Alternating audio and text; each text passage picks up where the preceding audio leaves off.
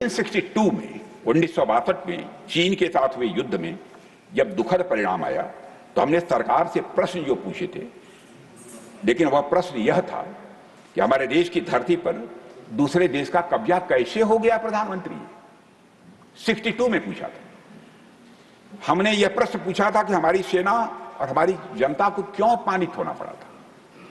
हमने यह प्रश्न पूछा था कि बड़ी संख्या में हमारे सैनिक हताहत क्यों हुए।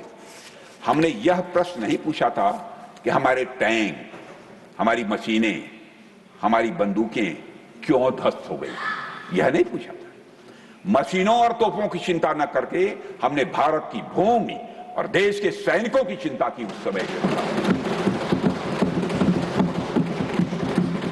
सभापति महोदय, इसी तरह 71 के युद्ध में 71 में जब श्रीमती इंदिरा गांधी जी भारत की प्रधानमंत्री थी, जब भारत ने पाकिस्तान को सबक सिखाया तो हमने अपने राजनीतिक और सैन्य नेतृत्व की प्रशंसा की और श्रीमती इंदिरा गांधी की भी खुलकर संसद में प्रशंसा की थी।